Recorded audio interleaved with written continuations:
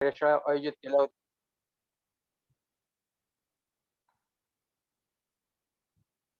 ऐकू येते ना Parab saheb? Yes sir, yes sir. Continue sir. आपणास माहित असेलच की आपला जो फर्स्ट लॉकडाऊन झाला त्यापासून म्हणजे एप्रिल 2000 पासून आपण वेगवेगळ्या विषयावर कार्यशाळा आयोजित करीत गेलो होतो. आणि आजचा आपला जो विषय आहे तो म्हणजे लिकेज. आणि ह्या लिकेज जो विषय आहे त्यात आपण दोन्ही अँगलने चर्चा करणार आहोत. एक तर टेक्निकल आणि लीगल. टेक्निकल मध्ये सोर्स ऑफ लिकेज, त्याच्यानंतर त्याचं प्रिव्हेंटिव्ह मेजर, नंतर रेमेडीज आणि लीगल पॉइंट मध्ये BPMC act, MRTP act, bylaws provision, RERA, MOFA ह्या सगळे जेवढे जे ऍक्ट आहेत आणि त्याबरोबर काही हायकोर्ट जजमेंट आहेत. त्याच्यानंतर कोऑपरेटिव्ह कोर्टाच्या जजमेंट आहेत, कंझ्युमर कोर्टाच्या जजमेंट आहेत, त्या सुद्धा आपण डिस्कस करणार आहोत. आणि हा हा हा जो लिकेज संदर्भात मार्गदर्शन करण्यासाठी आज आपल्याकडे ऍडव्होकेट श्रीप्रसाद परब आहेत. ऍडव्होकेट श्रीप्रसाद परब हे म्हणजे बिफोर परस्युइंग ऍडव्होकेटच्या अगोदर ते स्ट्रक्चरल इंजिनियर होते, लायसन्स सर्वेयर्स होते, चार्टर्ड इंजिनियर आहेत. त्याच्यामुळं त्यांच्या एवढं मार्गदर्शन करणाऱ्या ह्या लिकेज ह्या टॉपिकला मला वाटतं कोण असूच शकत नाही की ज्यांच्याकडे दोन्ही अनुभव आहे. एक तर लिगल अनुभव आहे की ज्याचा प्रॅक्टिस करतात, त्याने ते त्यांची ती फर्म होती ती बंद केली आणि आता संपूर्ण त्याने त्यांचं जे कॉन्सन्ट्रेशन जे आहे ते लॉ फील्डमध्ये वळवलेलं आहे. पण पूर्वी त्याने बऱ्याचशा स्ट्रक्चरल ऑडिट्स केलेल्या, बऱ्याचशा सोसायट्यांचं लॉ फील्डमध्ये येण्याच्या अगोदर त्याने ऑडिट केलेलं आहे. त्याच्यामुळे त्यांच्या एवढं मार्गदर्शन करणार आपल्याकडे आज कोणी असू शकणार नाही. मी ऍडव्होकेट परब साहेबांना विनंती करतो की आपण आमचे जे आजचे श्रोते आहेत त्यांना लिकेज संबंधी मार्गदर्शन करावं. ऍडव्होकेट श्रीप्रसाद परब साहेब. धन्यवाद म्हात्रे सर. सर्वप्रथम म्हात्रे सर, आमचे लाडके म्हात्रे सर, नवी मुंबई हाऊसिंग फेडरेशनचे ज्यांनी हा कार्यक्रम आयोजित केलेला आहे त्यांचं मी आभार व्यक्त करतो. आणि आमचे मित्र राजा नलावडे साहेब जे सहकार बँकिंग ह्या क्षेत्रामध्ये जे अग्रगण्य आहेत तर त्यांचंही मी इथे स्वागत करतो. आणि सर्व पार्टिसिपेंट्स व सर्व ह्यांना प्रणाम करून आपण हा जो कार्यक्रम आहे, आपला जो आजचा शेड्यूल आहे की लिकेजेस आणि त्याचे जे काही कायदे आहेत, लॉज आहेत, त्या रिलेटेड सर्व प्रोव्हिजन्स जे आहेत ते सर्व आपण आज पाहायचा प्रयत्न करणार आहोत. मग लिकेजेस जो आपण बोलत आहोत, जो विषय घेत आहोत तो आपल्या बिल्डिंग म्हणजे हाऊसिंग सोसायटी मधले जे बिल्डिंग आहेत त्या संदर्भातल्या लिकेजेसचं आपण इथे आज विश्लेषण करणार आहोत. आणि त्या अनुषंगाने काही लिगल प्रोव्हिजन्स आहेत त्याचाही देखील आपण अभ्यास करायचा प्रयत्न करणार आहोत. आणि मग ते एंटर करताना जसं आपण ऑलरेडी सांगितलेलं आहे की अगोदर आपले जे काही सेशन झालेले आहेत त्या सेशनमध्ये जे आपण कव्हर केलं होतं आणि त्याच कव्हर करण्याचा जो उद्देश होता त्या अनुषंगानेच आपण हातचा हा कंटिन्युटीमध्ये लेक्चर सिरीज कंटिन्यू करत आहोत. तर त्यावेळेला जे आपण मागे डिस्कस केलं होतं section 7 of transfer of property ऍक्टचा आणि पार्ट ओनरशिपचा कन्सेप्ट जो आहे तो आपण मागच्या सेशनमध्ये डिस्कस केला होता. आणि पार्ट ओनरशिपच्या कन्सेप्टच्या अनुषंगानेच आपल्याला महाराष्ट्र कोऑपरेटिव्ह सोसायटी ऍक्टचा किंवा महाराष्ट्र अपार्टमेंट ओनरशिप ऍक्टचा जन्म झालेला आहे हे आपण गेल्या सिरीजमध्ये ऑलरेडी कव्हर केलेलं होतं. मग तेच जे कायदे आहेत, महाराष्ट्र कोऑपरेटिव्ह सोसायटी ऍक्ट आहे, आपला मोफा आहे, आपले महाराष्ट्र अपार्टमेंट ओनरशिप ऍक्ट आहे, रेरा आहे, जे आपण मागे डिस्कस केलेले होते त्या डिस्कशनच्या पुढे घेऊन आपण आजचा विषय जो आहे तो कंटिन्यू करणार आहोत. आणि मग सुरुवात आपण करणार आहोत. जर आपल्याला लिकेज हा विषय पाहायचा असेल तर आपण ज्यावेळेला महाराष्ट्र कोऑपरेटिव्ह सोसायटी ऍक्ट म्हणजे आपण हाऊसिंगचा बोलत आहोत म्हणून आपण महाराष्ट्र कोऑपरेटिव्ह सोसायटी ऍक्ट 1960 चा प्रथम उल्लेख करत आहोत. आणि महाराष्ट्र कोऑपरेटिव्ह सोसायटी ऍक्टची जी जो ऍक्ट आहे तो जन्माला यायच्या अगोदर काही कायदे असतात आणि त्या कायद्याच्या नंतर महाराष्ट्र कोऑपरेटिव्ह सोसायटी ऍक्टचा जन्म होतो. मग तो कसा होतो ते थोडासा आपण पाहायचा प्रयत्न करायचा आहे. मग महाराष्ट्र आपण गेल्या सेशनमध्ये डिस्कस केलं होतं की Maharashtra apartment act ownership act आहे 1970चा अपार्टमेंटसाठी. महाराष्ट्र कोऑपरेटिव्ह सोसायटी ऍक्ट आहे आपल्या कोऑपरेटिव्ह सोसायटीसाठी. आणि कंपनीज ऍक्ट आहे, कंपनीज 2013चा जो ऍक्ट आहे तो कंपनी फॉर्मेशनसाठी. आणि या तिघांपैकी कुठलाही एंटिटी जी आहे, लिगल एंटिटी जी आहे ती प्रमोटर फॉर्म करू शकतो असं प्रोव्हिजन जे आहे ते मोफा मध्ये दिलेलं आहे. म्हणजे थोडक्यात महाराष्ट्र कॉपरेटिव्ह सोसायटी ऍक्टचा जन्म व्हायच्या अगोदर किंवा रादर महाराष्ट्र अपार्टमेंट ऍक्ट आणि कंपनी ऍक्ट ह्या तिन्ही कायद्यांचा जन्म व्हायच्या अगोदर एक कायदा आपल्याकडे ऑलरेडी असतो, म्हणजे जो आपल्या विषयाशी निगडित आहे तो असतो मोफा, ज्याला आपण बोलतो महाराष्ट्र ओनरशिप फ्लॅट ऍक्ट 1963. आणि आता तो कायदा अस्तित्वात जो होता तो 1963 पासून होता आणि 2016 पर्यंत नंतर मग रेरा कायद्याचं जे आहे अस्तित्व आलेलं आहे. आणि रेरा कायद्याच्या अस्तित्व आल्यावरती आता आपण रेराचे प्रोव्हिजन्सही पाहणार आहोत.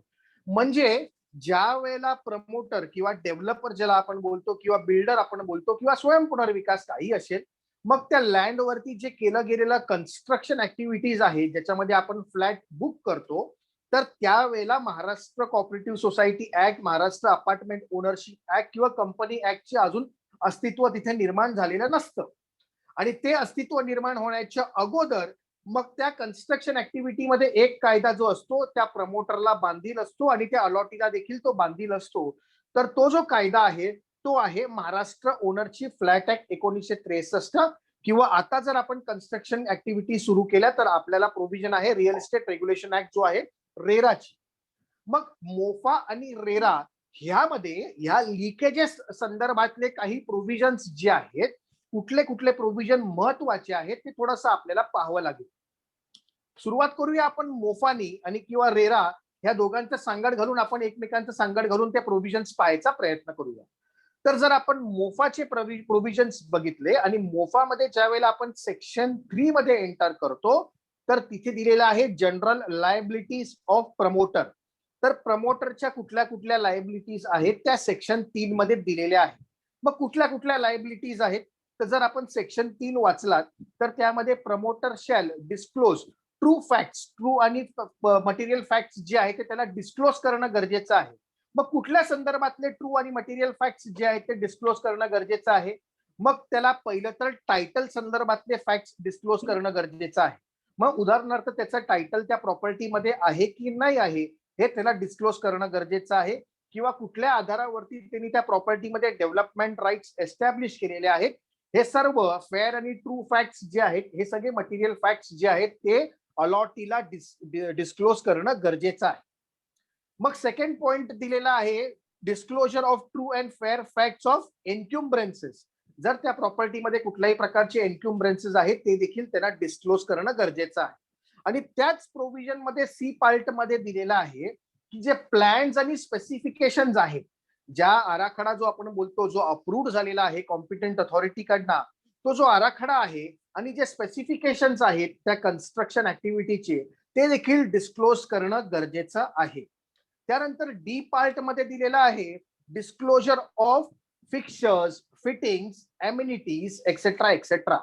म्हणजे फिक्चर्स, फिटिंग्स, एम्युनिटीज त्या ज्या कन्स्ट्रक्शन ऍक्टिव्हिटीमध्ये होणाऱ्या आहेत त्या देखील त्याला स्पेसिफाय करणं गरजेचं आहे. अलॉटीनी फ्लॅट बुक करायच्या अगोदर त्याला ह्या सगळ्या गोष्टी डिस्क्लोज करायच्या आहेत, अलॉटीला ह्या सर्व गोष्टींची माहिती द्यायची आहे.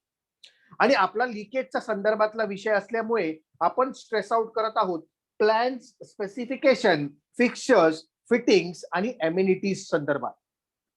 त्यानंतर सेक्शन 3 नंतर जर आपण पुढे मूव्ह केलं तर तिकडे एक सेक्शन 6 आहे. किंवा आपण रेराला जर कम्पेअर करत सायमल्टेनियसली चाललो तर जसा मोफामध्ये सेक्शन 3 आहे तसा रेरामध्ये सेक्शन 4 आहे. ज्या वेळेला तो प्रमोटर जो आहे त्याला कंपल्सरी ऍप्लिकेशन करणं गरजेचं आहे रेरा रजिस्ट्रेशनसाठी. आणि रेरा रजिस्ट्रेशन सर्टिफिकेट मिळाल्यावरती त्याला त्या वेबसाईटवरती, त्या पोर्टलवरती जी आहे ती सर्व माहिती पुरवायची आहे. ज्या माहितीचा उल्लेख आपण सेक्शन 3 मोफामध्ये केला त्या सर्व माहिती सेक्शन 4च्या रेराच्या अनुषंगाने त्या अपलोड करणं प्रमोटरला गरजेचं आहे. मग रेरा आणि मोफाचे आपण ह्या गोष्टी सेक्शन 2 प्रोव्हिजन्स पाहिल्या.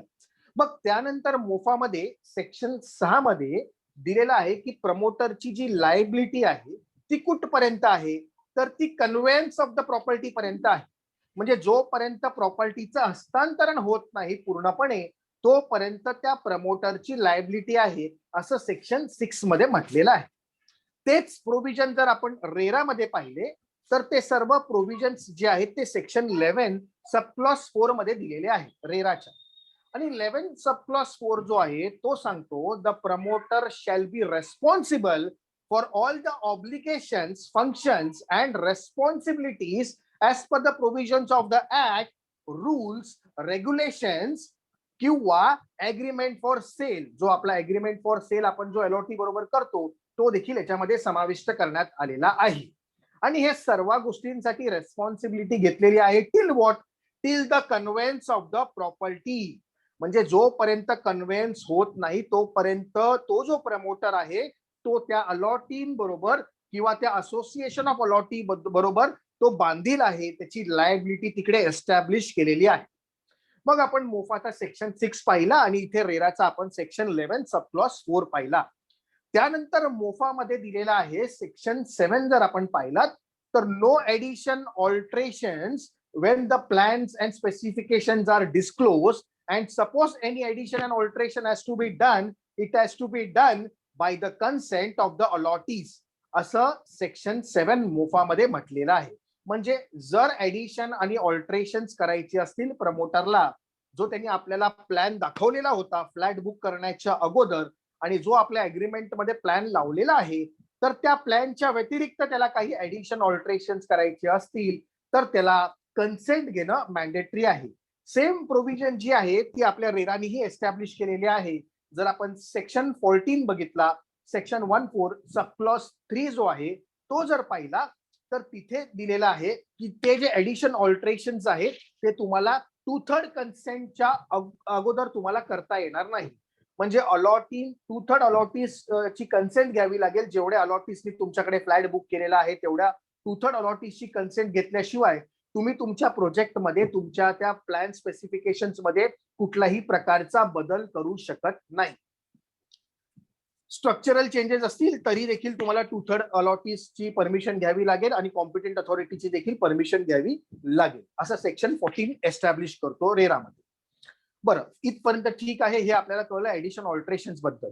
बरं, सेक्शन 7 ऑफ मोफा आणि सेक्शन 14 ऑफ रेरा हे जे दोन प्रोव्हिजन्स आहेत हे अजून एक गोष्ट आपल्याला सांगतात. मग ती कुठली गोष्ट आहे तर सेक्शन 7 मोफामध्ये सांगतो की त्या प्रमोटरची अजून एक लायबिलिटी आहे. जरी देखील त्यांनी सेक्शन 6च्या मोफाप्रमाणे कन्व्हेन्स करून दिलेला असेल आणि प्रॉपर्टीचं हस्तांतरण केलेलं असेल तर त्याच्या सर्व लायबिलिटी संपुष्टात येत नाहीत. एक लायबिलिटी जी आहे ती that steel exist even after the conveyance. मग ती लायबिलिटी कुठली आहे तर ती सेक्शन 7 मध्ये दिलेली आहे आणि ती लायबिलिटी आहे जर उद्या कुठल्या तुमच्या वर्कमॅनशिप मध्ये म्हणा, क्वालिटीमध्ये म्हणा किंवा सर्व्हिस जी तुम्ही प्रोव्हाइड केलेली आहे त्यामध्ये कुठल्याही प्रकारचा जर उद्या डिफेक्ट आढळला जाईल 3 वर्षाच्या आतमध्ये, तर तो जो डिफेक्ट आहे तो तुम्हाला रेक्टिफाय करून देणं गरजेचं आहे as per the provisions of section 7 of MOFA. आणि सेम प्रोव्हिजन जी आहे ती सेक्शन 14 सब क्लॉज 3 मध्ये रेरानी पण घेतलेली आहे.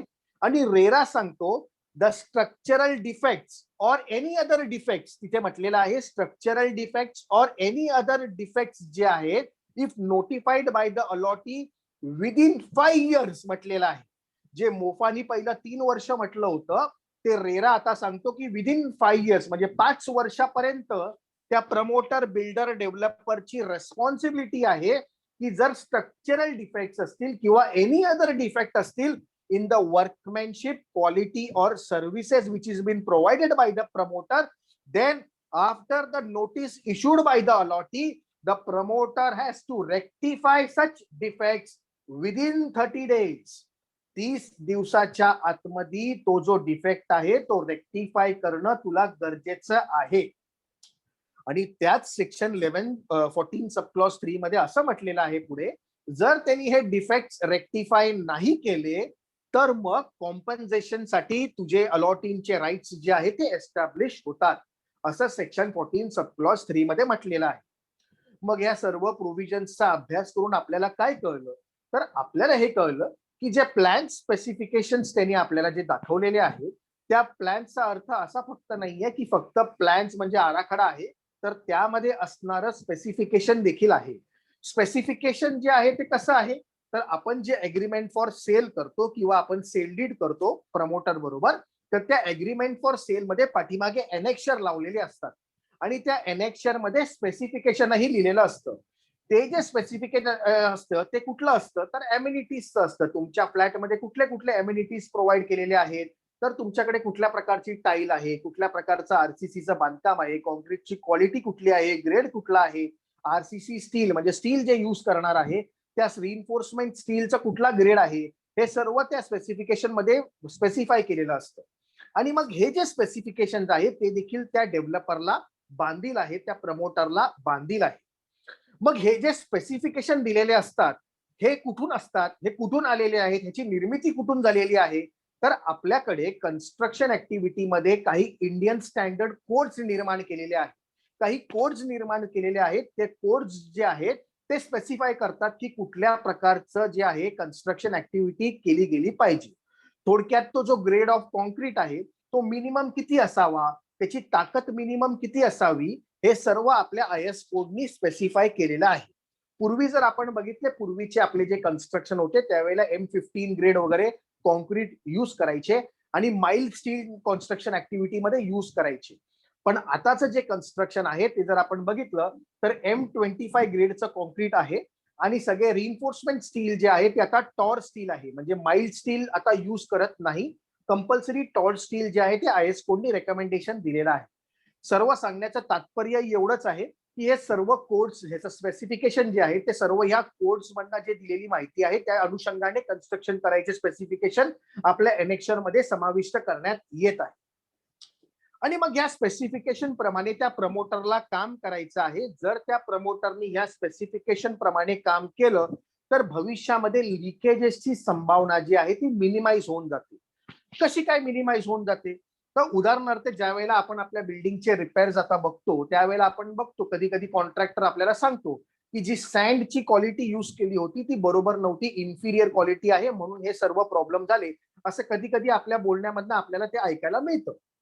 आणि मग ही जी गोष्ट आहे ही काय आहे, तर IS कोडनी सँडचं स्पेसिफिकेशन देखील उल्लेख केलेला आहे. त्या सँड मध्ये असणारं सिल्ट कंटेंट जे आहे ते सिल्ट कंटेंटचं पर्सेंटेज किती प्रमाणात असावं ते देखील IS कोडनी स्पेसिफाय केलेलं आहे. मग ते 8% स्टील कंटेंट जे आहे ते जास्त असू नये. आणि मग जर तशी रेती तुमच्याकडे आली आणि जर तुम्हाला कन्स्ट्रक्शन करायचं असेल आणि तुमच्याकडे काय पर्याय नाही आहे दुसऱ्या रेती संदर्भात, मग तुम्ही काय करायचं, मग IS कोड आपल्याला सांगतं की ती जी सँड आहे ती तुम्हाला वॉश करावी लागेल आणि त्याच्यातलं सिल्ट कंटेंट जे आहे, म्हणजे थोडक्यात त्याच्यामध्ये जी असणारी माती म्हणा, त्याच्यामध्ये असणारं जे सॉल्टचं कंटेंट म्हणा, तो सगळा जो आहे तो धुवून तुम्ही वॉश करून तो सिल्ट कंटेंट कमी करायचा आहे. आणि अशा पद्धतीने त्या प्रमोटरला, डेव्हलपरला काम करायचं आहे. हे सर्व स्पेसिफिकेशनच्या अनुषंगाने काम करायचं आहे. To minimize future defects minimize करण्यासाठी या सर्व गोष्टी ज्या आहेत त्याचं पालन करणं गरजेचं आहे. मग या अनुषंगाने आपण हे सर्व प्रोव्हिजन्स बघितले आणि जर उद्या ह्याच्यामध्ये काही डिफेक्ट झाला तर 5 वर्षापर्यंत रेरा कायदा सांगतो की तुमची लायबिलिटी जी आहे ती एस्टॅब्लिश होते. 5 वर्षापर्यंत आपण हे सगळ्या कायद्यांमध्ये बघितले आणि प्रमोटरची लायबिलिटी जी आहे ती आपण इकडे एस्टॅब्लिश करण्याचा प्रयत्न केला. मग त्यानंतरचे प्रोव्हिजन्स कुठले आहेत, तर त्यानंतर मग आपल्याला एंटर करावं लागेल. म्हणजे आता जो आहे, ज्या वेळेला प्रमोटरने बिल्डिंग पूर्ण बांधलेली आहे त्यावेळेला कोऑपरेटिव्ह हाऊसिंग सोसायटीचा जन्म झालेला आहे आणि तो जो जन्म आहे तो आपल्या महाराष्ट्र कोऑपरेटिव्ह सोसायटी ऍक्ट 1960 किंवा महाराष्ट्र अपार्टमेंट ओनरशिप ऍक्ट आणि कंपनीज ऍक्ट या अंतर्गत त्यांचा जन्म झालेला आहे. म्हणजे आता हे कायदे एस्टॅब्लिश आलेले आहेत. आणि ज्या वेळेला आपण आता हाऊसिंग सोसायटी रिलेटेडचा उल्लेख करत आहोत आणि लिकेजचे प्रोव्हिजन्स बघत आहोत त्यावेळेला आपल्याला बायलॉज मधले काही प्रोव्हिजन्स पाहावे लागतील. मॉडेल बायलॉज जे 2014 चे आहेत त्या 14च्या बायलॉज मध्ये लिकेजेस रिलेटेड काय काय प्रोव्हिजन्स आहेत ते पाहून आपण या लिकेजेसचा अजून अभ्यास करण्याचा प्रयत्न करणार आहोत. मग पहिला सुरुवात करताना आपल्याला पाहावं लागेल बायलॉ नंबर 45. आणि बायलॉ नंबर 45 जो आहे तो सांगतो every member shall keep his flat or unit in good maintenance. म्हणजे मेंबर वरती ड्युटी एस्टॅब्लिश केलेली आहे की तुम्ही तुमचा जो फ्लॅट आहे तो गुड मेंटेनन्स मध्ये ठेवावा. ही मेंबर वरती ड्युटी कास्ट केलेली आहे बायलॉ नंबर 45 ने. पण ज्या वेळेला आपण बायलॉज वाचतो आणि लिकेज संदर्भातले बायलॉज वाचतो त्यावेळेला आपल्याला लिंकेज करायचा प्रयत्न करायचा आहे. आणि बायलॉज नंबर 45 जो आहे त्याला आपण लिंक करतो बायलॉ नंबर 155 ला. म्हणजे 155 बरोबर आपण लिंक करायचं आहे. आणि बायलॉ नंबर 155 मध्ये अशी प्रोव्हिजन दिलेली आहे की इथे जसं मेंबर म्हटलेलं आहे तसं तिथे म्हटलेलं आहे it shall be the responsibility of the committee to maintain the property of the society in good maintenance. म्हणजे जो शब्द इथे वापरलेला आहे मेंबर आणि फ्लॅट युनिट, तिथे वापरलेला आहे अख्खी सोसायटीची प्रॉपर्टी गुड मेंटेनन्स मध्ये ठेवायची जबाबदारी जी आहे ती कमिटीवरती आहे. बायलॉ नंबर 155 आणि 45 ला आपल्याला रिलेट करायचं आहे. म्हणजे हे सर्व ओपनिंग स्टेटमेंट झालं की बाबा तुम्हाला गुड मेंटेनन्स मध्ये प्रॉपर्टी ठेवायची आहे असं आपल्याला आदेश दिलेले आहे. मग त्यानंतर काय प्रोव्हिजन्स आहेत त्यानंतर बायलॉ नंबर 46 पाहावा लागेल. आणि 46 बायलॉ मध्ये ए, बी आणि सी असे 3 सब क्लॉजेस दिलेले आहेत. त्यापैकी 46 सब क्लॉज ए मध्ये असं म्हटलेलं आहे, no additions and alterations without prior consent of the committee. म्हणजे तुमच्या फ्लॅटमध्ये तुम्ही ऍडिशन्स ऑल्टरेशन्स करू शकत नाही. आपल्याला हे सर्व प्रोव्हिजन्स रिलेट करायचे आहेत. जे मोफामध्ये आपण पाहिलं सेक्शन 7 मध्ये प्रमोटरला लायबिलिटी होती की ऍडिशन ऑल्टरेशन करू नये. जे आपण रेरा मध्ये पाहिलं सेक्शन 14 मध्ये की ऍडिशन्स ऑल्टरेशन्स प्रमोटरनी करू नये. बरोबर. प्रमोटरची लायबिलिटी संपुष्टात आल्यावरती आता मेंबर वरती लायबिलिटी कास्ट केलेली आहे bylaw number 46 sub clause A नी की ऍडिशन्स ऑल्टरेशन्स रिनोव्हेशन जर करायचे असतील जे प्लॅनच्या अनुषंगाने नसतील तर तुला प्रायर कन्सेंट जी आहे ती कमिटीची घेणं गरजेचं आहे. सगळे प्रोव्हिजन्स आपल्याला लिंक करत जायचे आहे. 46 ए मध्ये हे म्हटल्यावरती 46 बी मध्ये सांगितलेलं आहे ती कन्सेंट कशी घेणार. तर कन्सेंट घेताना ऍप्लिकेशन करावं लागेल कमिटीला. ते ऍप्लिकेशन सांगितलेलं आहे 46 सब क्लॉज बी मध्ये. आणि 46 सब क्लॉज सी मध्ये सांगितलेलं आहे, no structural amendments shall be done without prior consent of the competent authority. Competent अथॉरिटीच्या परमिशनच्या अगोदर तुम्ही कुठल्याही प्रकारचे स्ट्रक्चरल चेंजेस तुमच्या फ्लॅटच्या संदर्भात करू शकत नाही. हे प्रोव्हिजन्स आपल्याला फार इम्पॉर्टंट आहे ज्यावेळेला आपण लिकेज संदर्भातला विषय बोलतो त्यावेळी. Bylaw number 46 A sub clause B sub clause C आपण पाहायचा प्रयत्न केला. Then we will enter into bylaw number 76. इथून आपल्याला जम्प करायचं आहे बायलॉ नंबर 76 मध्ये. का जम्प करायचं आहे कारण 46 सब क्लॉज सी काय सांगतो, स्ट्रक्चरल चेंजेस करायचे नाहीत. स्ट्रक्चरल हा जो वर्ड आहे तो परत आपल्याला 76 मध्ये पाहायला मिळतो. म्हणून आपल्याला जम्प करायचा आहे बायलॉ नंबर 76 मध्ये. आणि बायलॉ नंबर 76 जो आहे तो आपल्याला सांगतो की सोसायटीनी स्ट्रक्चरल ऑडिट करणं गरजेचं आहे. मॅन्डेटरी प्रोव्हिजन दिलेली आहे. आणि मग ती मॅन्डेटरी प्रोव्हिजन जी आहे ती कशी आहे तर खाली दिलेलं आहे, ज्या बिल्डिंगचं एज 15 वर्षाच्या वरती आहे आणि 30 वर्षाच्या आतमध्ये आहे त्यांनी once in 5 years structural audit करायचं आहे. आणि ज्या बिल्डिंगचं एज 30 वर्षाच्या वरती आहे त्या बिल्डिंगनी दर 3 वर्षांनी म्हणजे once in 3 years structural audit करणं गरजेचं आहे. हे स्ट्रक्चरल ऑडिट काय आहे तर स्ट्रक्चरल ऑडिट थोडक्यात जसं आपण आपल्या डॉक्टरकडे जातो आणि सांगतो की मला मेडिकल चेकअप करायचं आहे, तर माझ्या बॉडीचा मेडिकल चेकअप करण्यासाठी एक एक्सपर्ट आहे ज्याला आपण डॉक्टर असं संबोधतो. आणि मग तो डॉक्टर आपल्याला तपासून बघतो आणि मग आपल्याला सांगतो की तुझ्यामध्ये काही इश्यूज आहेत की नाही आहेत ते आपल्याला डॉक्टर सांगतो. सेम वे आपल्या प्रॉपर्टीचं आपल्या बिल्डिंगचं जे हेल्थ चेकअप आहे ते एका एक्सपर्ट कडनं करून घ्यायचं आहे आणि त्या एक्सपर्टचं नाव आहे स्ट्रक्चरल इंजिनियर. मग हे स्ट्रक्चरल इंजिनियर कोण असतात तर हे जे म्युन्सिपल आपले जे कॉर्पोरेशन्स आहेत त्यांच्या एम्पॅनलमेंट मध्ये त्यांच्या लिस्टमध्ये जे स्ट्रक्चरल इंजिनियरची एक लिस्ट असते त्याच्यापैकी आपण स्ट्रक्चरल इंजिनियर्स आपला निवडू शकतो. ज्या ज्युरिस्डिक्शन मध्ये तो स्ट्रक्चरल इंजिनियर प्रॅक्टिस करतो, उदाहरणार्थ जर नवी मुंबई कॉर्पोरेशन असेल तर नवी मुंबई कॉर्पोरेशनची एक सेपरेट लिस्ट आहे त्यामधनं आपल्याला निवडायचं आहे. जर आपली प्रॉपर्टी मुंबईमध्ये आहे तर आपल्याला बीएमसीची एक लिस्ट आहे स्ट्रक्चरल इंजिनियरची त्यामधनं आपण चूज करू शकतो. मग हे एक्सपर्ट आहेत जे आपल्या प्रॉपर्टीचं आपल्या बिल्डिंगचं हेल्थ चेकअप करून देणार आहे. मग ही लोक काय करतात, ही लोक येऊन काय करतात, काय हेल्थ चेकअप करतात तर जसं आपलं शरीर आहे आपण आपल्या शरीराला बिल्डिंग बरोबर रिलेट केलेलं आहे. तर जर आपण बिल्डिंग मध्ये ज्या फ्लॅटमध्ये आपण राहत आहोत त्या फ्लॅटमध्ये जे सिलिंग आहे त्याला आपण रूफ बोलतो, त्याला आपण स्लॅब बोलतो. तो असतो आरसीसीचा, रिइन्फोर्स सिमेंट कॉन्क्रीट. म्हणजे त्याच्यामध्ये कॉन्क्रीट असतं आणि स्टीलही असतं.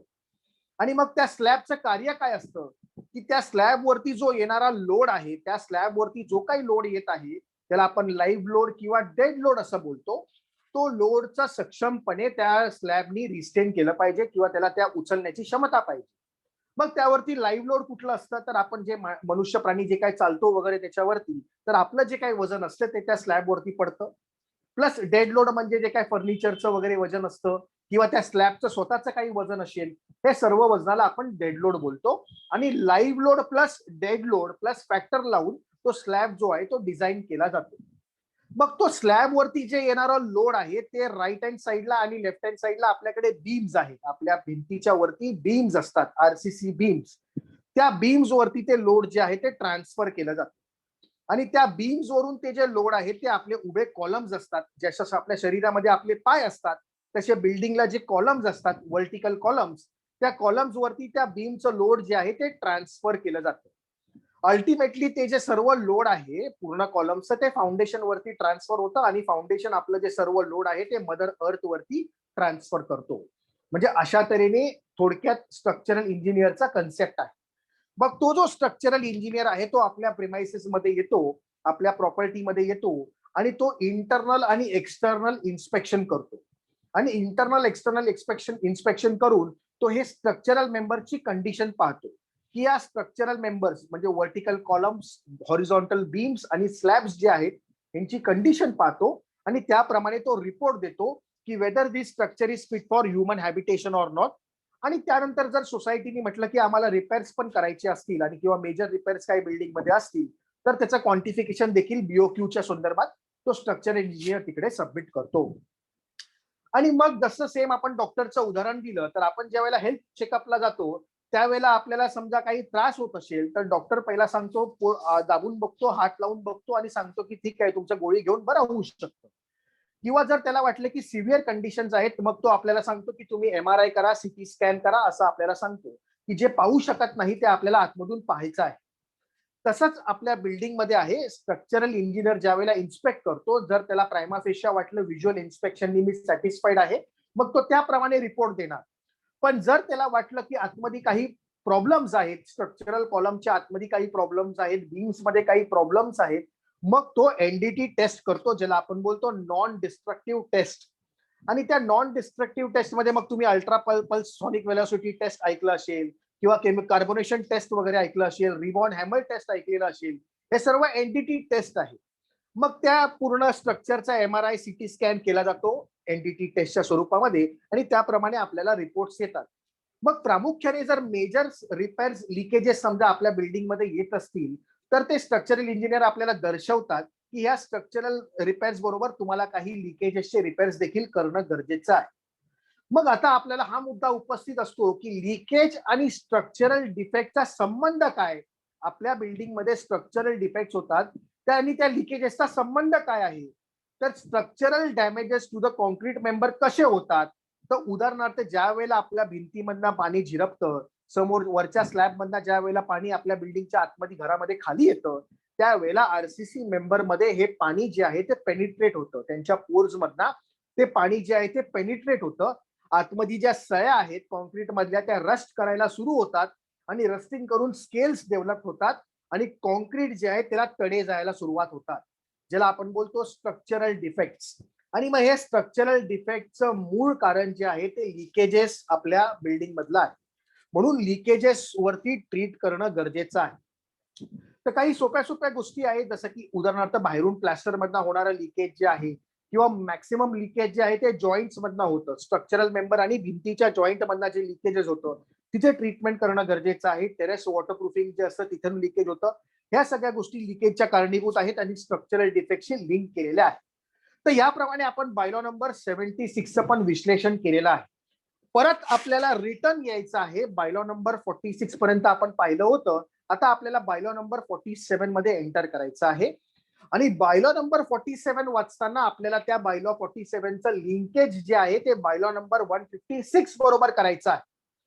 मग बायलॉ नंबर 47 आणि बायलॉ नंबर 156 काय सांगतो की जर उद्या आपल्या प्रॉपर्टीमध्ये काही मटेरियल डिफेक्ट्स आपल्याला आढळले ऑन अवर ओन मोशन किंवा आपल्याला जर कुठल्या मेंबरनी कंप्लेंट केली, तर मग आपल्याला ते जिथे लिकेज आहे ते प्रॉपर्टी ती साईट जी आहे ती व्हिजिट करायची आहे. व्हिजिट करताना जर आपल्याला वाटलं की आपल्याला एक टेक्निकल एक्सपर्ट जो आहे तो आपल्या बरोबर ठेवायचा असेल, तर आपण एक एक्सपर्ट आर्किटेक्ट किंवा स्ट्रक्चरल इंजिनियर यांना बोलून आपल्या बरोबरही ठेवू शकतो आणि ती व्हिजिट प्रॉपर्टी जी आहे ती आपण व्हिजिट करू शकतो. आणि हे व्हिजिट करून आल्यावरती आपल्याला एक रिपोर्ट बनवणं गरजेचं आहे. सेक्रेटरी वरती एक ड्युटी कास्ट केलेली आहे की लिकेजेसचं इन्स्पेक्शन केल्यावरती एक रिपोर्ट बनवायचा आहे आणि तो रिपोर्ट जो आहे तो कमिटीला सबमिट करायचा आहे. म्हणजे थोडक्यात कमिटी मेंबरच्या मीटिंग मध्ये तो ठेवायचा आहे. तो रिपोर्ट काय आहे? तर रिपोर्ट आहे की आपल्याकडे 2 प्रोव्हिजन्स दिलेले आहेत, बायलॉ नंबर 68 आणि बायलॉ नंबर 159 मध्ये. आणि ह्या 2 प्रोव्हिजन सांगतात की सोसायटीच्या अखत्यारीमध्ये असलेले रिपेअर्स आणि मेंबरच्या अखत्यारीमध्ये असलेले रिपेअर्स, म्हणजे दोघांकडे असलेले repairs, cost of the repairs कोणी बेअर करायची, सोसायटीने करायची का मेंबरनी करायची, हे सर्व विश्लेषण बायलॉ नंबर 68 आणि बायलॉ नंबर 159 मध्ये दिलेलं आहे. मग हा रिपोर्ट करायचा आहे की जे डिफेक्ट झालेला आहे, जे लिकेजेस आहेत ते कोणी ट्रीट करायचं, कोणाच्या अखत्यारीमध्ये येतं, सोसायटीच्या येतं का मेंबरच्या येतं, आणि तो रिपोर्ट जो आहे तो कमिटीच्या मीटिंग मध्ये ठेवायचा आहे. मग आता आपण मगाशी बायलॉ नंबर 68 चा उल्लेख केला आणि बायलॉ नंबर 159 चा उल्लेख केला.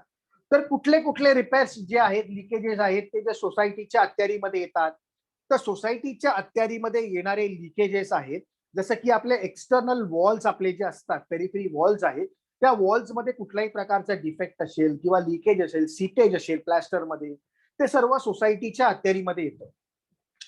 त्याच्यामध्ये उतरणारे ड्रेनेज लाईन्स आहेत, तुमचे पाईप लाईन्स आहेत, तिथे कुठे लिकेज असेल, ग्रीन व्हेजिटेशन असेल, तर या सर्व गोष्टी ज्या आहेत त्या सोसायटीच्या अखत्यारीमध्ये येतात. आपला टेरेस आहे, टेरेसचे पॅरापेट वॉल आहेत, हे देखील सोसायटीच्या अखत्यारीमध्ये येतं. स्टेअरकेस, पॅसेज, कॉमन एम्युनिटी जेवढ्या आहेत, तिथे इथून होणारा काही लिकेज असेल तर ते देखील सोसायटीच्या अखत्यारीमध्ये येतं. अजून 2 गोष्टी इम्पॉर्टंट आहेत. तिकडे असं एक वाक्य दिलेलं आहे, structural repairs of all the roofs of all the flats. प्रत्येक फ्लॅटचं जे सीलिंग आहे त्याचं स्ट्रक्चरल रिपेअरची जबाबदारी सोसायटीवरती ड्युटी कास्ट केलेली आहे. का सोसायटीवरती कास्ट केलेली आहे? आपण बऱ्याच वेळेला न्यूजपेपरमध्ये बघतो की सिलिंग पडलं आणि माणसांचा मृत्यू झाला किंवा माणसाला सिरियस इंजुरी झाली. मग या गोष्टीसाठी स्ट्रक्चरल मेंबर ऑफ द सिलिंगची जबाबदारी जी आहे ती सोसायटीवरती ड्युटी दिलेली आहे की त्यांच्या अखत्यारीमध्ये ते रिपेअर्स येतात. किंवा टॉप फ्लोर फ्लॅट असतील, ज्याचे गच्चीच्या खालचा जो फ्लॅट असेल त्याचा सिलिंगचा डॅमेज प्लास्टर असेल, काही डॅमेज मेंबर्स असतील, तर ते सगळे सोसायटीच्या अखत्यारीमध्ये येतात. हे सगळं सांगितलेलं कुठे आहे? बायलॉ नंबर 68 आणि बायलॉ नंबर 159A मध्ये. आता जर हे सर्व इथे सोसायटीच्या अखत्यारीमध्ये आहे, तर मग मेंबरच्या अखत्यारीमध्ये कुठल्या गोष्टी आहेत?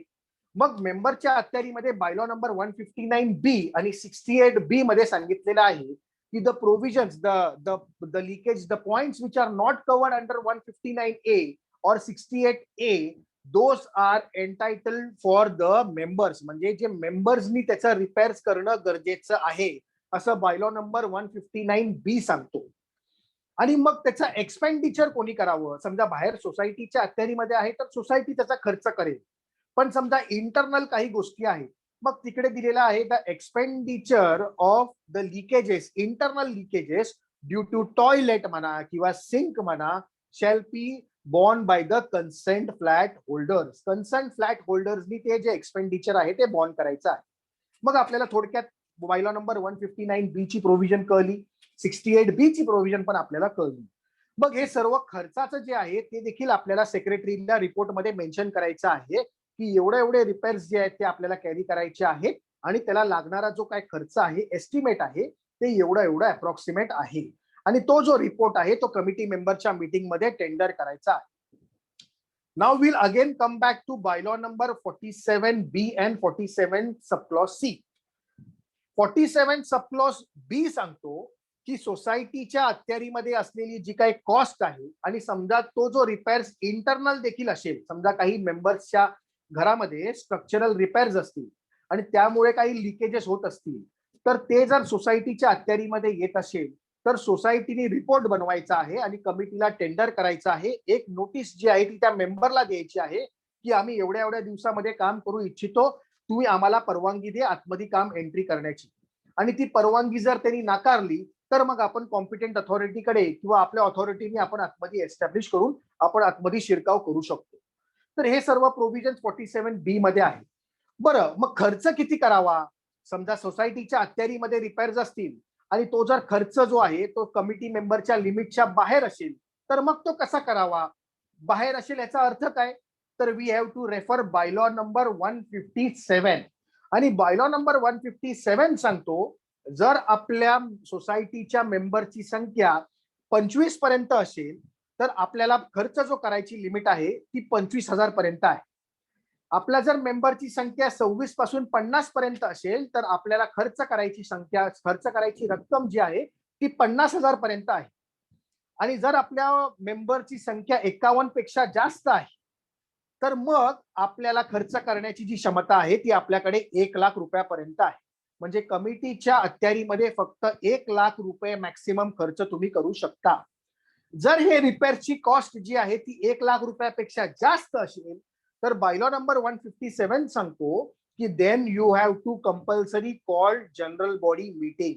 आणि in that special general body meeting तुम्हाला रेझोल्युशन पास करावं लागेल की आपल्याकडे हे रिपेअर्स जे करणं गरजेचं आहे आणि हे रिपेअरची रक्कम जी आहे ती 1,00,000पेक्षा जास्त आहे, तर आपल्या जनरल बॉडीने त्याची मान्यता घेणं गरजेचं आहे.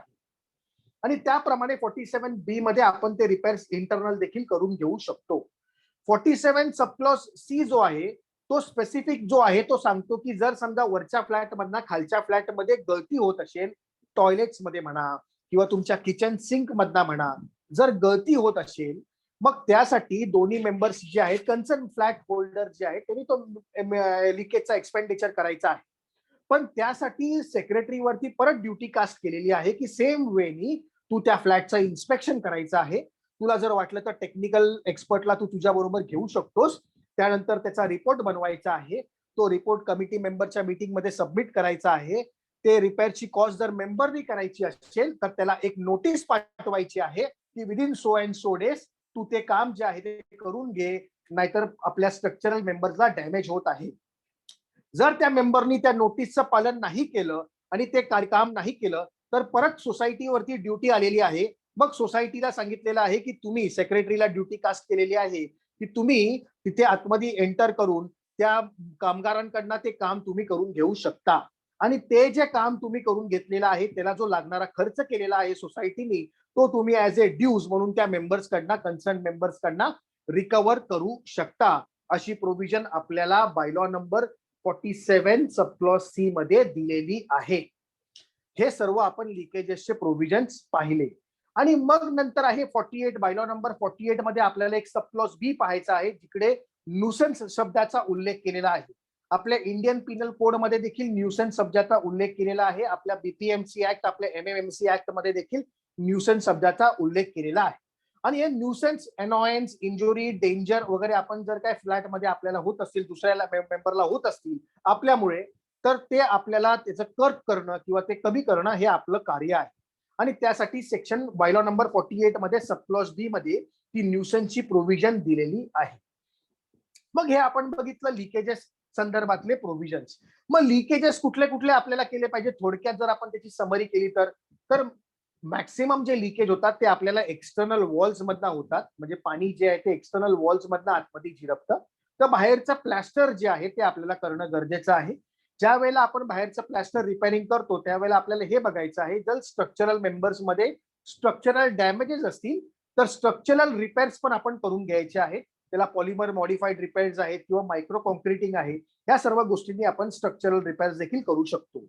जे जॉईंट असतात, बीम आणि वॉल्स मधले जे जॉईंट असतात किंवा कॉलम आणि वॉल्स मधले जे काही जॉईंट असतात, त्या सर्व जॉईंट्सला जॉईंट स्टिचिंग नावाचा प्रकार असतो, जो आपल्याला IS कोडनी सांगितलेला आहे. मग तिथे काही प्रमाणामध्ये खडी वगैरे रोवण्याची पद्धत दिलेली आहे किंवा चिकन मेसचा प्रकार आहे. हे सर्व आपल्याला करणं गरजेचं आहे.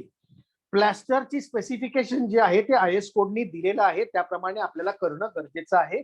इंटरनल प्लॅस्टर किती असावं थिकनेसचं, एक्सटर्नल प्लॅस्टर थिकनेस किती असावा, त्याला पाणी ट्युरिंग किती करावं, या सर्व गोष्टींची आपल्याला थोडासा अभ्यास करून त्यामध्ये आपल्याला एंटर करायचं आहे. जर आपल्याला वाटलं की आपली क्षमता नाही आहे तर आपल्याला टेक्निकल एक्सपर्टला सुपरविजनसाठी आपण हेल्प घेऊ शकता.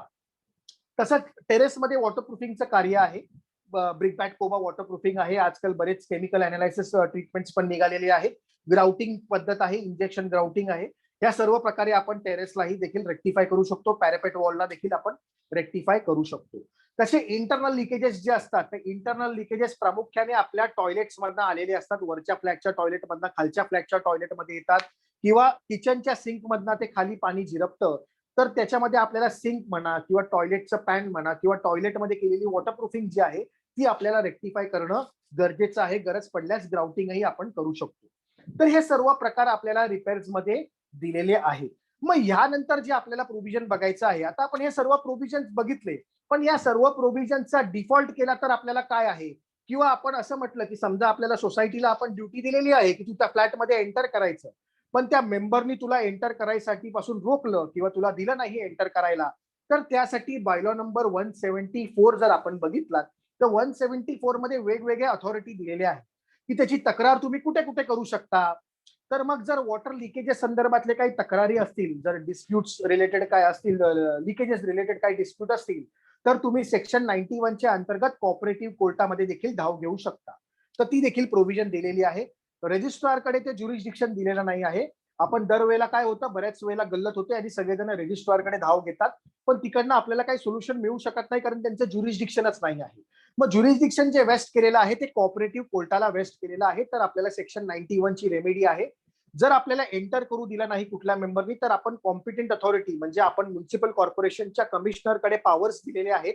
बीपीएमसी ऍक्ट जर आपण वाचलात 1949 चा, किंवा मुंबईमध्ये जर असाल तर एमएमएमसी ऍक्ट जो आहे 1888 चा, ते जर प्रोव्हिजन्स आपण वाचले तर तिथे प्रोव्हिजन्स दिलेले आहेत. बीपीएमसी ऍक्ट मध्ये जर आपण सेक्शन 265 बघितला, सेक्शन 268 बघितला, 298 299 बघितला, तर इथे काही प्रोव्हिजन्स दिलेले आहेत. मग तिकडे ऑर्डर पास होते आणि मग इव्हन म्युन्सिपल कॉर्पोरेशनचा इंजिनियर तुम्हाला तुमच्या फ्लॅटमध्ये अकंपनी करू शकतो. जर तो मेंबर फॉलो करत नसेल, नियम फॉलो करत नसेल, तर त्याला देखील आपण तिकडे एन्फोर्स करू शकतो. तसंच एमएमएमसी ऍक्ट मध्ये तुम्हाला सेक्शन 353 बी वगैरे तुम्ही प्रचलित आहे तो ऐकला असेल स्ट्रक्चरल ऑडिट संदर्भातला. तर सेक्शन 353 बी आहे, सेक्शन 354 आहे, सेक्शन 381 आहे, सेक्शन 471 आहे.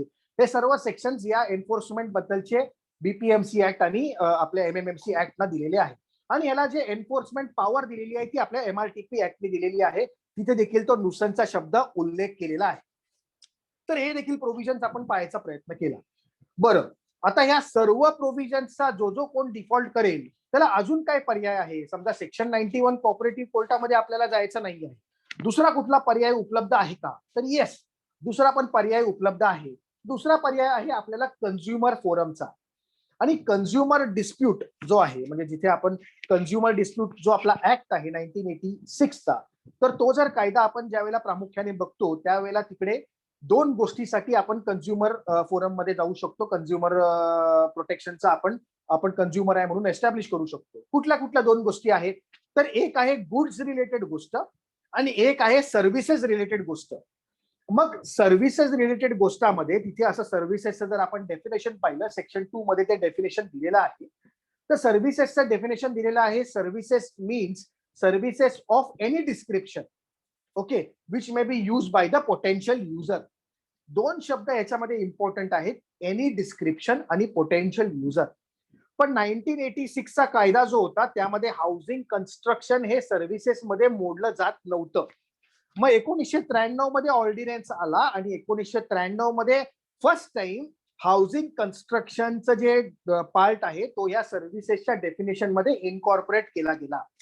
इमिजिएटली तो 1994 मध्ये ऑनरेबल सुप्रीम कोर्टाने Lucknow development authority versus M K गुप्ताची एक केस झाली आणि त्या केसमध्ये ऑनरेबल सुप्रीम कोर्टाने सांगितलं की हाऊसिंग कन्स्ट्रक्शन जे आहे ते परफेक्टली व्हॅलिड आहे या सर्व्हिसेसच्या डेफिनेशन मध्ये, म्हणजे सर्व्हिसेसच्या अखत्यारीमध्ये मोडतं, हे आपल्याला ऑनरेबल सुप्रीम कोर्टाने सांगितलं. मग तोच भाग आपल्याला ह्या लिकेजेस मध्ये युज करायचा आहे. मग कसा युज करायचा आहे, तर आपल्याकडे कन्झ्युमर फोरमचे असेही काही जजमेंट आहेत. उदाहरणार्थ मगाशी आपण सांगितलं की प्लॅस्टरची थिकनेस किती असावी, तर आपल्याकडे दिलेलं आहे आयएस कोडनी, जे पहिला लेअर आपण मारतो एक्सटर्नल प्लॅस्टर मध्ये त्याची थिकनेस 12 mm पर्यंत असावी. 12 mm ते 15 mm पर्यंत आपण त्याची थिकनेस मेंटेन करू शकतो. आणि दुसरा जो लेअर आहे त्याची थिकनेस 12 mm ते 20 mm किंवा 15 mm ते 25 mm, म्हणजे थोडक्यात टोटल थिकनेस जी आहे ती 25 mm असावी प्लॅस्टरची. मग ही जर थिकनेस प्रॉपर मेंटेन केलेली नसेल तर एक जजमेंट आपल्याकडे असं आहे, कन्झ्युमर डिस्प्यूट रेड्रेसलचं जे जजमेंट आहे, तर त्या जजमेंटमध्ये असं म्हटलेलं आहे की जर ती थिकनेस 12 mm च्या पेक्षा 10 mm असेल आणि जर इंजिनियरनी तसा रिपोर्ट दिलेला असेल तरी देखील it amounts to deficiency of services.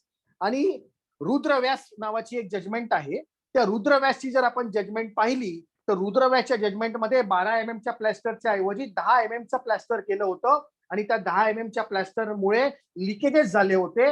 म्हणून कन्झ्युमर डिस्प्यूट कमिशननी सांगितलं होतं की तुम्ही डेफिशियन्सी केलेली आहे आणि तुम्हाला कॉम्पन्सेशन देणं गरजेचं आहे. असं त्या 2 mm च्या प्लॅस्टर मध्ये देखील आपल्याला एक जजमेंट मिळालेलं आहे. आणि मग असे बरेच जजमेंट आहेत.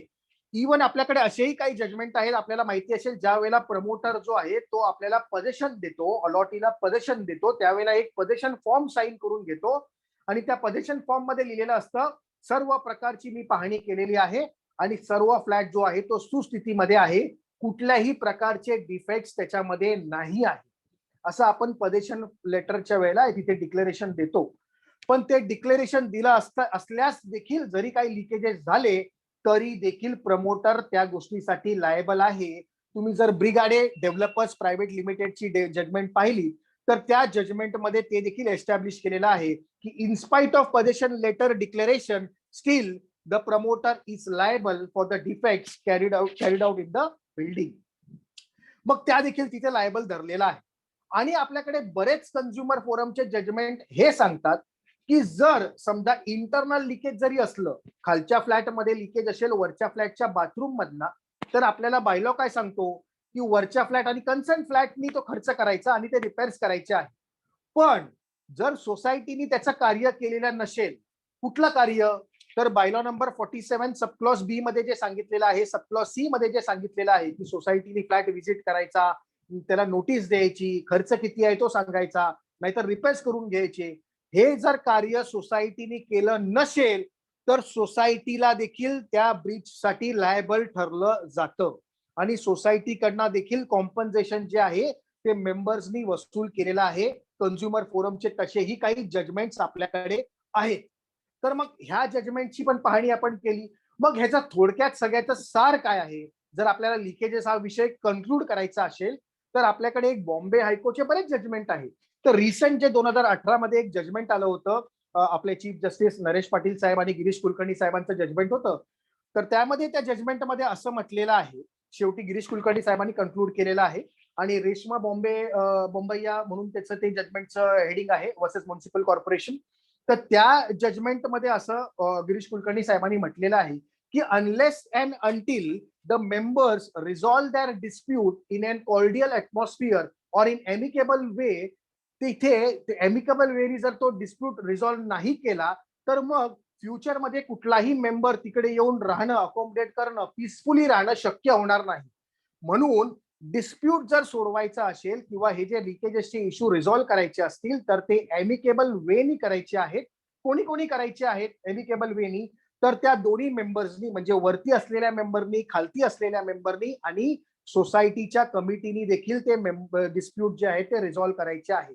त्या पूर्ण पॅरेग्राफ मध्ये तिथे असंही म्हटलेलं आहे, the dispute shall be resolve amicably and in accordance with the interference of the managing committee which is been elected by the same members. ज्या मेंबरनी त्यांना इलेक्ट करून दिलेलं आहे त्या मेंबरनी, त्या कमिटीनी आणि त्या मेंबर्सनी सगळ्यांनी मिळून एमिकेबली तो जो विषय आहे लिकेजेसचा तो रिझॉल्व्ह करायचा आहे. तो जोपर्यंत रिझॉल्व्ह होत नाही तोपर्यंत स्ट्रक्चर तुमचं सेफ राहत नाही. आणि ह्या प्रोव्हिजनचं जर ब्रीच केलं तर ब्रीचेस प्रमाणे तुम्हाला कॉम्पन्सेशन डॅमेजेस देखील द्यायचे आहे. तर अशा तऱ्हेने एकंदरीत लिकेजेस हा जो विषय आहे, जो आपल्याकडे लिकेजेसची ज्या प्रोव्हिजन्स आपण पाहायचा प्रयत्न केला आणि ह्या पूर्ण लिकेजेसच्या सब्जेक्टमध्ये आपण त्या सर्व प्रोव्हिजन्स जे आहेत ते कव्हर करायचा प्रयत्न केला. मी म्हात्रे सरांना विनंती करतो की सर तुम्ही कन्क्लूड करावं. म्हात्रे सरांना मॅडम जरा अनम्यूट करा.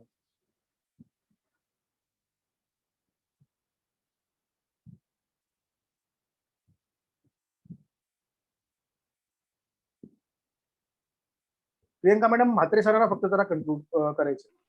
Yes yes.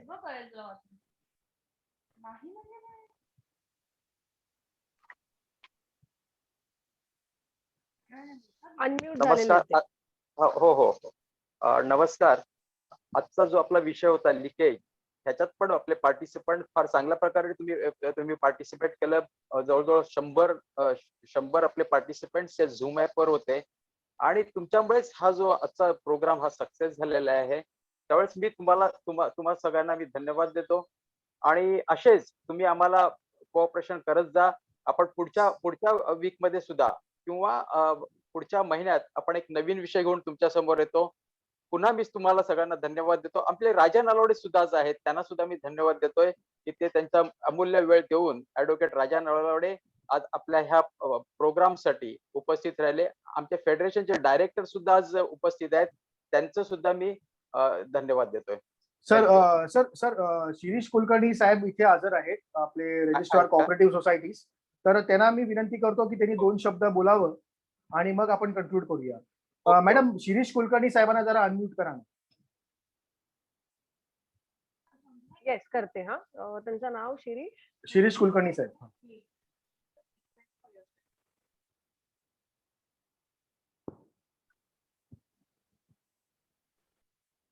Hello. Yes sir, hello, बोला आवाज बोला बोला सर. हा, येस आवाज सर, येतोय? येतोय हा, सर, हो, बोला बोला बोला बोला. हा, सर्वांना नमस्कार. मागील 1 तास आपण लिकेज या विषयावर ऐकत आहोत. लिकेज हा विषय केवळ कायद्याचा विषय आहे किंवा केवळ इंजिनियरचा विषय नाही, दोन्हीच त्याच्यामध्ये विषय येतो.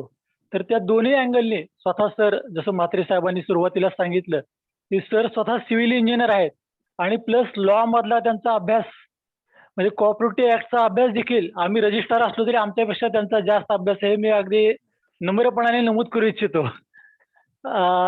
त्यांना थेअरी आणि प्रॅक्टिकल दोन्हीचा अभ्यास आहे. एवढंच नव्हे तर वेगवेगळ्या कोर्टाचे जजमेंट्स काय झालेले आहेत, इतकं अद्ययावत ज्ञान एकाच माणसाकडे मिळणं हे खरोखर अतिशय दुर्मिळ अशी गोष्ट आहे. आपल्याला सगळ्याला आता चांगला लाभ झालेला आहे. आमच्या दृष्टीने फायद्याचं म्हणजे हे लेक्चर की त्यांनी सांगितले की निबंधकाकडे याचं ज्युरिडिक्शन नाहीये. मला वाटतं ह्या लेक्चर मधला माझ्या दृष्टीने फायदेशीर किंवा निबंधका दृष्टीने महत्वाचा मुद्दा आहे. अर्थात विनोदाचा भाग सोडून द्या, परंतु निबंधकाकडे तक्रार अर्ज आल्यावर निबंधक संस्थेला सूचना देऊन प्रश्न सोडवायचा प्रयत्न करतात, पण कधी कधी लोकांच्या कमिटी असेल किंवा सभासद असेल यांच्या हट्टीपणामुळे किंवा चुकीच्या भूमिकेमुळे प्रश्न सोडवणं शक्य होत नाही. मग अशा वेळेस सक्षम न्यायालयात जाऊन निर्णय घ्या असं निबंधकाला न्यायालयाने सांगावं लागतं. तर ही एक गोष्ट मी नमूद करू इच्छितो. जाता जाता एवढंच म्हणेन की आपण नेहमी एक वाक्य ऐकतो, घर असावे घरासारखे नकोच नुसत्या भिंती, तेथे असावा प्रेम जिव्हाळा नकोच नुसती नाती. तर आता ह्याच्यावर मी जरा माझ्या वेगळ्या पद्धतीने सांगू इच्छितो की घर असावे घरासारखे नकोच नुसत्या भिंती, तर तेथे छत असावे भक्कम कोरडे नकोच थेंब गळती, असं मी करतो. असं घर असलं पाहिजे. आणि दुसरं जे कडवं आहे ते आपण वेगळ्या अर्थाने लावू शकतो की तेथे असावा प्रेम जिव्हाळा नकोच नुसती नाती. आपण सोसायटीमध्ये राहतो, तिथं सभासद आणि मॅनेजिंग कमिटी असेल, जनरल बॉडी असेल, यांचं एक तिथं सुद्धा त्यांचं नातं असलं पाहिजे. ते प्रेम जिव्हाळ्याचं नातं असेल तर लिकेज असेल किंवा अन्य प्रश्न असतील ते सुटणं नक्की गरजेचं आहे. तर हे जे कवी आपण नेहमी जे ऐकतो हे आपण सोसायटीच्या कारभारात किंवा आपल्या दैनंदिन जीवनात सुद्धा आपण ते राबवू शकतो. माणसाला आयुष्यातला बराचसा काळ आपल्याला स्वस्थ मिळावं, आनंद मिळावा म्हणून आपण घरात राहतो, स्वतःच्या भाड्याच्या घरात राहायचं टाळतो माणूस. पण त्या घरात देखील जर त्याला स्वास्थ्य मिळालं नाही तर मग तो कुठेतरी नाराज होतो. तर या दृष्टिकोनातून सभासद असतील, व्यवस्थापक समिती सदस्य असतील, त्यांनी आपापली भूमिका चोख पार पाडली. बऱ्याच वेळा असं होतं की मी म्हणतो म्हणून असं, मी म्हणतो म्हणून तसं, बऱ्याच वेळा अज्ञान असतं, परंतु हे अज्ञान दूर करायचं काम हे अशा चांगल्या लेक्चर सिरीजमुळे होतं. मी या निमित्ताने अशी एक अतिशय चांगली सर्वांना उपयोगी अशी लेक्चर सिरीज आयोजित केली, त्याबद्दल नवी मुंबई हाऊसिंग फेडरेशनचं आभार मानतो. याशिवाय आपले श्रीप्रसाद परब साहेब यांचं देखील सर्वांच्या वतीने आभार मानतो. धन्यवाद. Thank you sir. Madam Thank you. Rajan Alawade साहेबांना जरा अनम्यूट करा.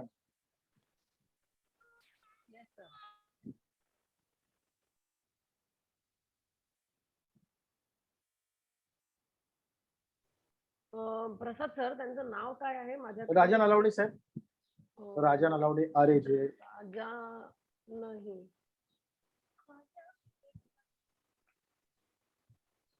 ठीक आहे, लेफ्ट झाले असतील. हो हो Left correct. झाले. कारण मला म्हात्रे सर तुम्ही कन्क्लूड करा. हो झालं ना आपलं. ठीक आहे, सर्वांचे आभार. विशेषतः सुरेश कुलकर्णी साहेब जे आपल्याकडे इथे उपस्थित राहिले त्यांचे विशेष आभार. म्हात्रे सरांचे आभार आणि सर्व पार्टिसिपेंट्सला मी वंदन करून आपण आजचा कार्यक्रम संपुष्टात येऊया. नेक्स्ट असंच सेशन जे आहे ते आपण जुलैमध्ये एक विषय घेऊन कंडक्ट करण्याचा प्रयत्न करूया. Thank you very much.